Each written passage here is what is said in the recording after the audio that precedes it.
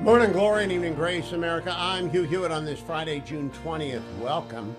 I'm joined as I am most Fridays by Ben Domenech. He is editor-at-large for The Spectator, Fox News contributor extraordinaire, and the host of The Big Ben Show, which dropped one day ago, should President Trump go to war with Iran. It's an hour and 20 minutes of absolute superb content, as all the Big Ben podcasts are. Go over and find them at iTunes or wherever you find your podcast. Ben, a good Friday to you. I want to ask you the same questions I asked Continetti and Garrity. First one is America better off this Friday than it was last Friday? Well, I think it is, Hugh. I have to admit I don't know how Matt or Jim answered, but my personal opinion is that we are actually pretty well positioned in terms of the situation here. We have the flexibility, I think, under President Trump to make decisions about what we do, how much we are involved in this, in a way that I think speaks to what I truly believe is a statesman-like approach to how he has dealt with this crisis. But I also think that we have made clear that there is not an unwillingness on the part of the president to go as far as is necessary to prevent the regime in Iran currently from obtaining nuclear weapons and being able to use them to hold the world hostage. And that's something that I think was really an open question, even as soon as a couple of weeks ago, in terms of how willing the president was to stick to his guns in the face of what was, as you and I have anticipated, a natural reaction from some portions of his base who I believe, quite frankly, have been over their skis for a long time in terms of how much they have declared to the world that they dictate what it means to be America first when it comes to foreign policy. And I think that the president had to teach them a lesson. And in the last week, I think he did, which is that he defines it. He does what he believes is in the best interest of this country, and that he's not beholden to anybody. He's not at the service of Israel. He does not, respond to their every beck and call, but that he's also going to do things to support an ally, especially when he believes it is something that is totally consistent with what he had said going back for 15 years plus of saying over and over and over again that Iran cannot be allowed to have a nuclear weapon. And guess what? When he says things, he means them. And that's what I think needed to be delivered in terms of a message, not just to the world, but to the people within his own faction who perhaps had the wrong impression about what they could do in terms of holding his feet to the fire on this point. Ben, I'm going off my list of questions. I'll return to it. It's unique to you.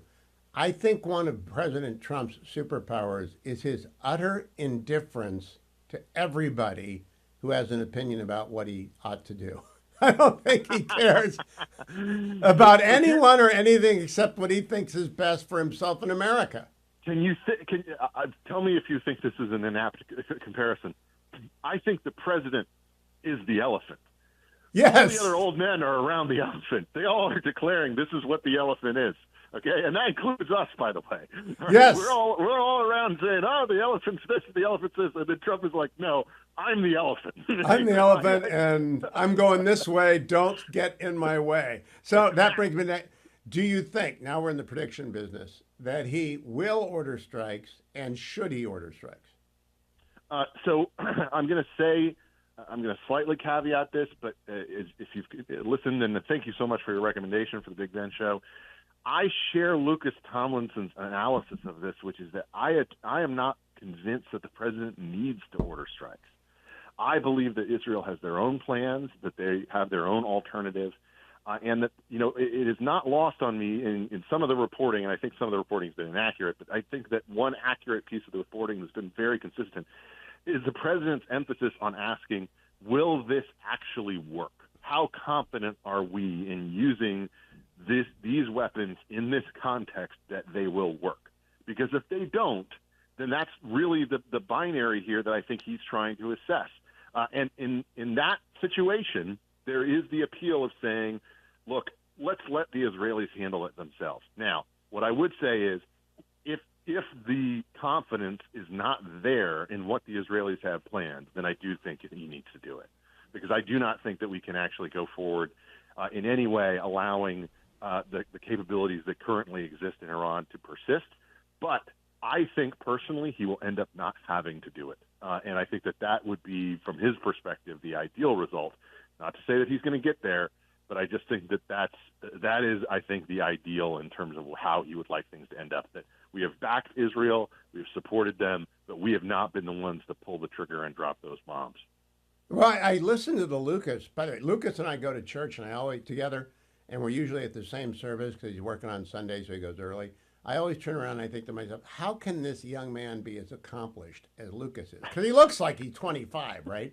I know. It's something that actually holds him back. And the other thing is, what I love about Lucas is that Lucas can actually talk to you about everything. That's the thing that people don't know about Lucas. Very annoying. He's very annoying. A very narrow brief at Fox, and in fact, we could spend another hour talking about politics and the world and sports and everything else. And so, he's a brilliant guy. So. The more you have him on Big Ben, I'm going to go try and drag him in here, but I got to get. You gotta, please. I got to get a waiver because he's so damn handsome. We want him on the camera. All right, let me get to the Wall Street Journal this afternoon. Quote: talks with top European officials failed to move Iran any closer to the concessions it would need to make to halt the fighting over its nuclear program as the Trump administration weighs whether to join Israel's attacks. Close quote. Kareem Sajipur, I don't know if you know him, Ben, but he's with the Carnegie Endowment and really knows Iran. He said to Dan Senor this week, there is a 0% chance that Khamenei gives up this program because his sunk costs are so immense. I agree with that. Do you think Europe's finally figuring it out? I think Europe is finally figuring it out, especially after, keep in mind what Israel has achieved just to this point.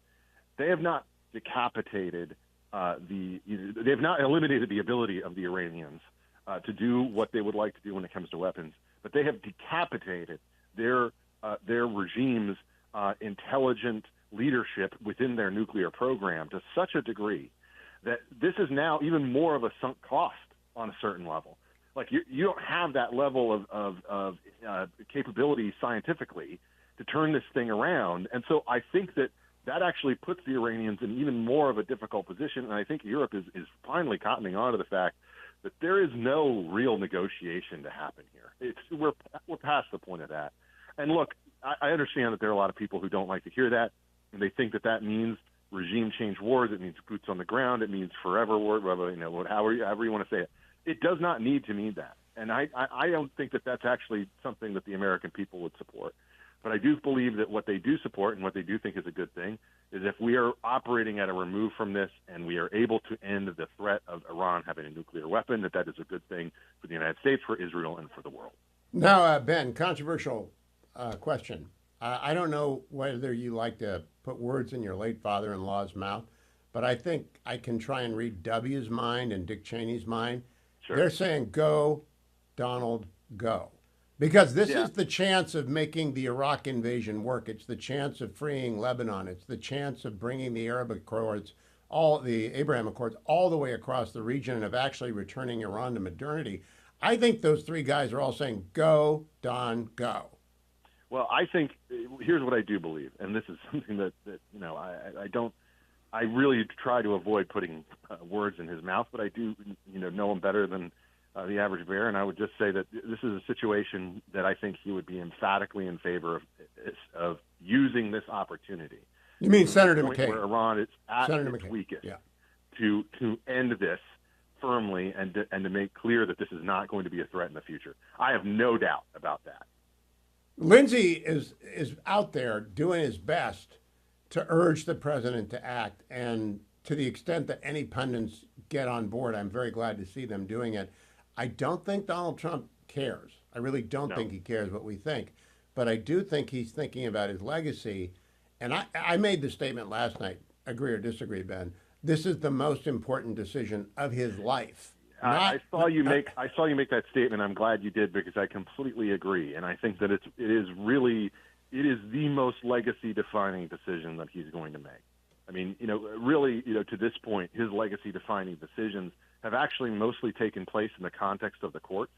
And we see that, obviously, in, even in this most recent decision regarding Tennessee. But I think that this situation for him is one that is clearly on him. It is not just about appointing someone. It's not just about making a choice.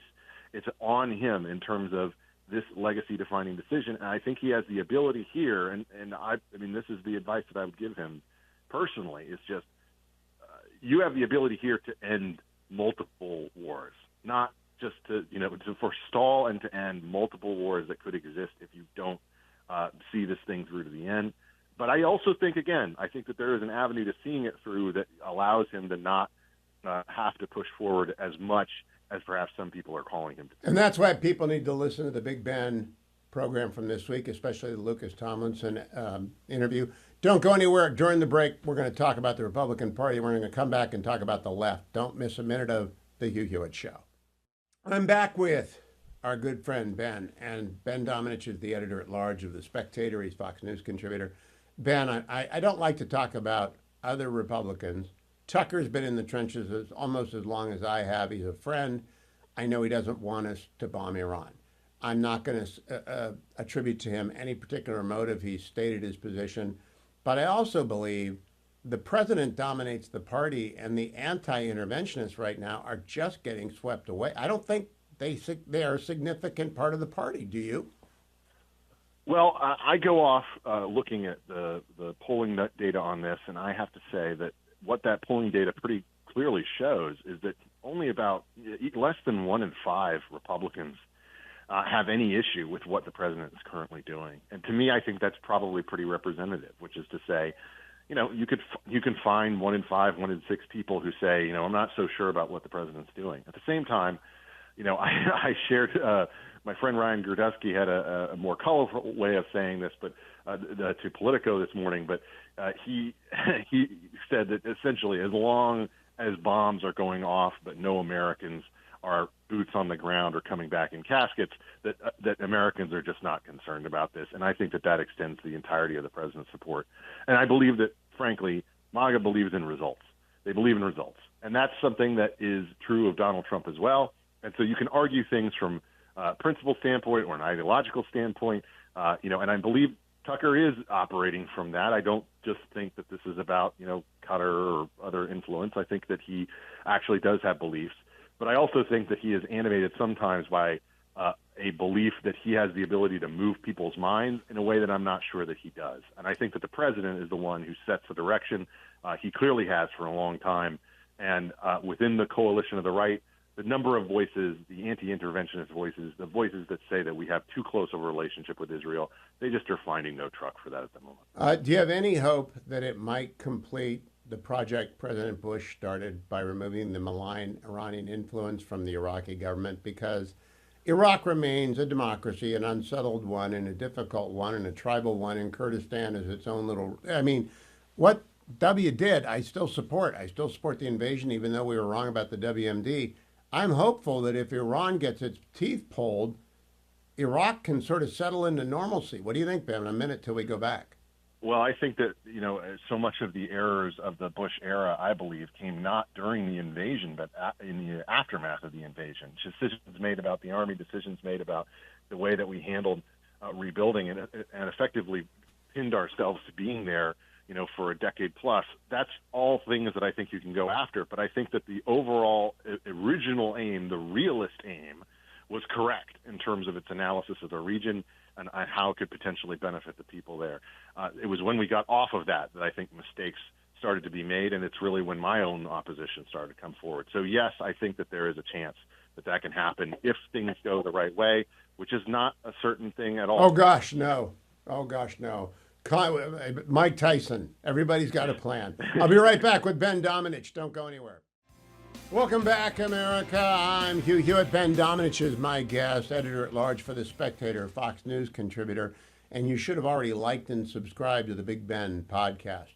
Ben, I'm waiting for the New York Times headline, Israel pummels Iran, Team Obama, John Kerry, and Pod Save America hardest hit. They really are shattered, and they're angry. Do you think their sunk costs are as high as Khomeini's on the Iran deal? Oh, Lord, I think they might be heavier. No, I mean, at least in media terms. I mean, people will be clowning on them forever, which is, of course, the equivalent of a nuke when it comes to X. No, I think this is a catastrophic existential threat. against everything about their frame of the world, that they have evangelized and made the revisionist case for time and again, over and over. It was not lost on me, by the way, that Jon Stewart was out there talking to Christian Amanpour and Ben Rhodes the other day about the foolishness of what Tucker was doing.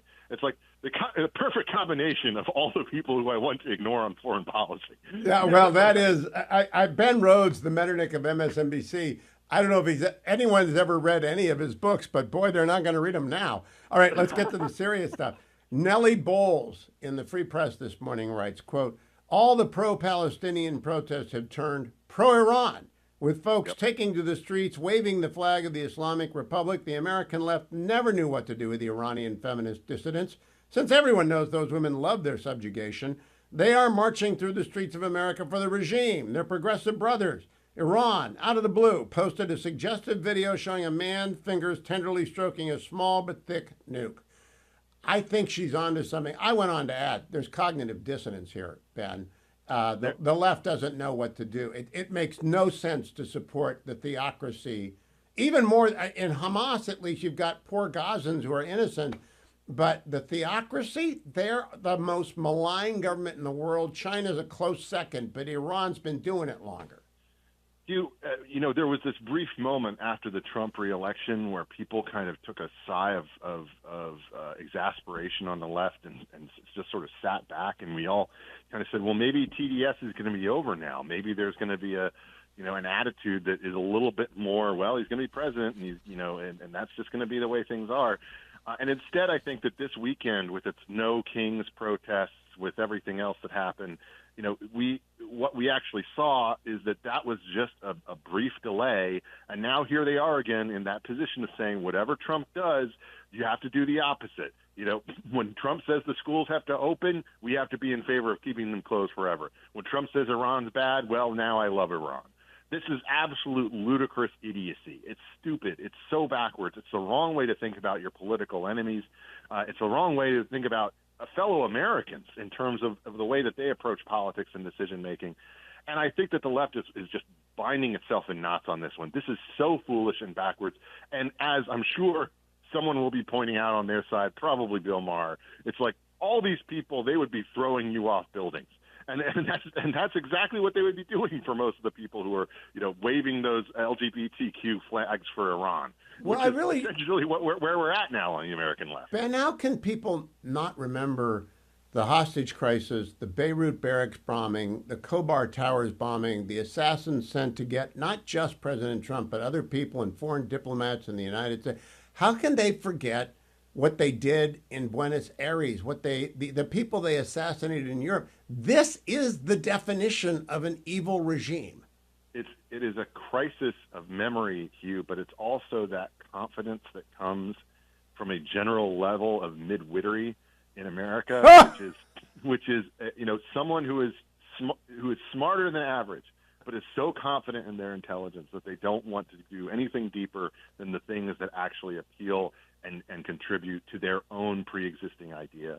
And I think that for many of these people, they're swept along in this. And, I don't think there are people in that No Kings protest who could explain why they are, in favor of Iran over Israel at the moment or what have you, but they're being swept up in it. And I think that we need to, for those of us who care about the future of this country and being able to relate to our neighbors, we have to show them some grace, but we also have to show them some grace by correcting them and by disagreeing when we get into these conversations. And last question, you've known some pretty significant people. My respect for Netanyahu grows and grows. And because he's working Trump the way that Churchill used to work FDR, and he has been saying the same thing for 30 years. He's seen this evil coming. He finally got his shot. So I don't know. I don't get involved in other people's politics, but he's a man who is a real leader. What do you think? I think that people should have come to appreciate more how much he's doing this. But people who understand politics, I think particularly will understand your comparison is very apt. He is in a weaker position in this circumstance. He needed to get Trump aligned with him. He knew how to do it in the right way. And I think that he's done it very effectively. And the results are obviously proof in front of us. And I disagree, by the way, with Bill Clinton's analysis of Netanyahu, who says that this is just about holding on to power. I don't think this was ever holding on to power. This is about holding on to the state of Israel. This is functional.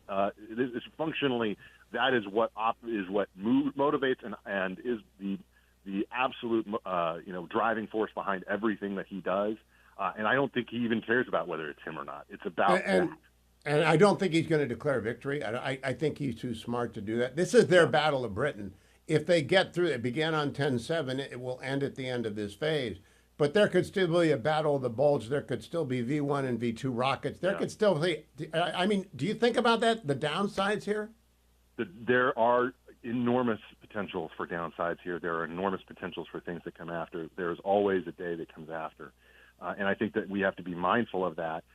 But, in this particular moment, this is as weak as the regime has been. Their capability to project power has never been more diluted. And that's something that has to be, I think, taken advantage of and seized. And at best, you can hope for the future, and you can say, we know that there's going to be a tomorrow, but before we get there, let's make sure that we take this weapon off the table as something that they can never use. Quick bonus question. I love the Lebanese people because I know a little bit of their story, and Leah Beeb's part of the Salem Club and is Lebanese. They're all wonderful. Lebanese Americans are wonderful. I'm hoping Lebanon can free itself from everyone finally. Do you think that's potentially on the table? I don't want to get ahead. It's on paper it is, but I just don't. I don't like to be too hopeful when it comes to the state of things in that part of the world, because, as we know, hope has often been run into a brick wall there when it comes to this. Well, the Palestinian PLO went there, and then Hezbollah went there, and then Syria went there, and then Iran went. Just leave the Lebanese to Lebanon. Yeah. Hey, or Lebanon to the Lebanese. Ben Domenech, thank you for joining me. I want everyone to follow Ben on X at BDomenech. Of course, the Big Ben podcast. Are you doing it twice a week, Ben, or once a week? I'm doing it once a week, but it'll be twice a week soon. Very good, because when I get my podcast, I want more of them. I always am dogging people, but Big Ben podcast is excellent. And you didn't bring up Pacer stuff this week, or at least I didn't get to the end of it. But I hope you didn't. No, we do not. No. Good. No good. Pacer stuff. Good. Ben Domenech, thank you so much, my friend. Don't go anywhere, America. I'm coming right back with Eli Lake. He's got a brand new podcast out on this as well that I want to tell you about, to put the period on this week. Stay tuned.